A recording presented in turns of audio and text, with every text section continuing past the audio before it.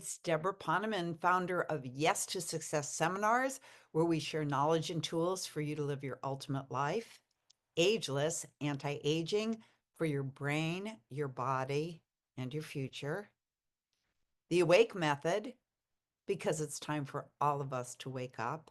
And effective communications to show you how to communicate more effectively on live stages, Zoom, and in everyday life. More about that later. Many of you have heard my story of leaving my career in 1988 when I was at the height of my success. My book was in the hands of an agent who was talking to some top New York publishers. I was in negotiations for my own daytime TV talk show, and I had reps wanting to set up seminars for me as far away as Southeast Asia. And I gave it all up to be a full-time mom at home.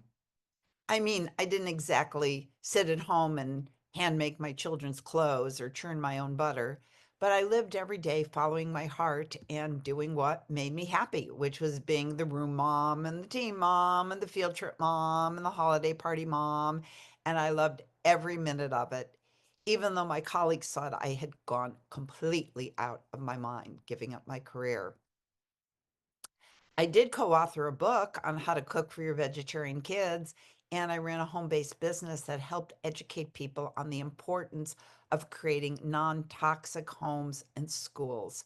But I only did kid-centered work, and only when there were no basketball games to cheer at, birthday parties to plan for, or dance recitals to burst with pride through. And it didn't matter to me one bit if my daughter went right when all the other little girls were going left. And let me tell you, it happened very frequently.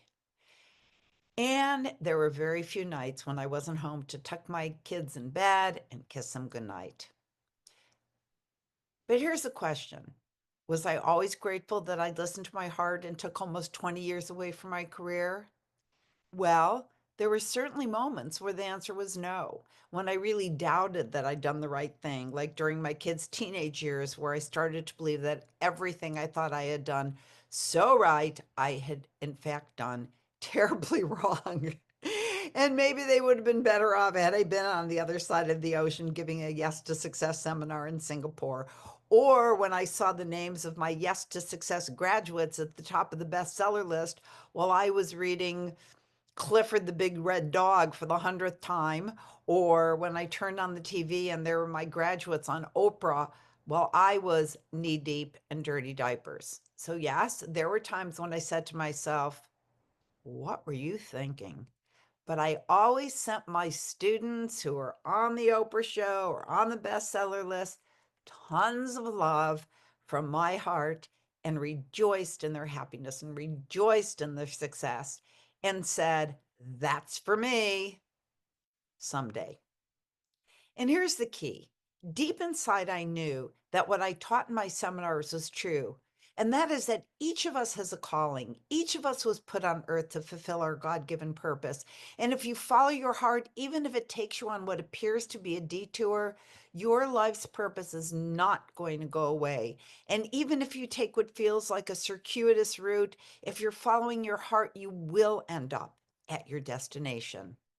For example, if you take time away from your career to be with your kids or to go off for a few years and do work with AIDS patients in Uganda or work on a political campaign or be at your mother's side for a year while she's struggling with dementia, or you go and you be a mime, that detour will still lead you to your life's purpose as long as you're listening to your inner guidance, even if others think you've gone out of your mind. The impulses of your heart are nothing less than your destiny calling you. Follow them and you will end up at your ultimate destination. I promise you that. As a matter of fact, it's the surest route there. And I know that there are realities like bills to pay and families that depend on us. And I often get asked, would you still say to follow your heart when we have 5 kids and bills, stack of bills this high? And the answer to that is yes and no. What I say is, don't be frantic about living your destiny at this moment. Your destiny right now is being a parent, or your destiny is being a law clerk until you can become a full time author. My first spiritual teacher, Maharishi Mahesh Yogi, used to say, first deserve and then desire. And in this context, I believe it means that whatever you are doing now, do the best job you can, even if you feel it's not your life's purpose. Give it your heart and soul while you're utilizing the laws that will bring you your life purpose. For example, let's say you want to be an author of a best selling book, but right now you are a computer programmer. Number one, do a great job at whatever you're doing. Shock the people where you work and come to work every day with a great attitude of gratitude, an attitude of how can I serve? How can I contribute? Look for the good where you're at. Appreciate those around you, uplift them. Appreciate that you have a job and a paycheck. You have no idea the light that you're spreading while you're exactly where you're supposed to be right now. Cultivate gratitude.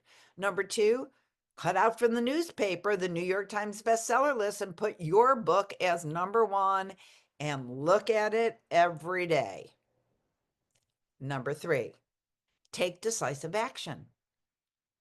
And the way I recommend that you do it is take at least one concrete step closer to your vision every day.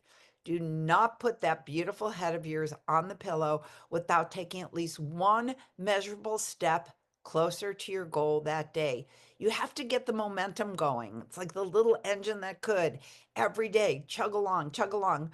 First day, write the intro paragraph. Second day, perfect the wording for the dedication. Third day, do a half hour of research. Fourth day, write the table of contents every single day and be accountable. Now, I say don't share your sacred ideas with every Tom, Dick, and Harry. What is sacred must be kept secret. You don't want to run into the discouragement committee who's going to tell you why your book is not going to be a bestseller. But if you want to make progress, you can find an accountability buddy, one person who you really, really, really trust, and you could check in with them every day or every other day. Someone with whom you really, really will hold each other's feet to the fire. Give it a try. And if it doesn't work, then be your own accountability buddy. So that's how you get going on your dream. I love the quote from the Roman Stoic philosopher Seneca, who said, luck is what happens when preparedness meets opportunity. So show the universe you're serious about your goals by being prepared and taking action, and then watch your luck skyrocket with unlimited opportunity coming your way from every direction. That's it. I can't wait to see what happens for you. And until then, I send you my love, and look in the copy right beneath this video, and you'll see the information about my upcoming communications workshop. I only give it once a year, and there are some introductory presentations coming up. So you can take a look and click on the link. And I love you.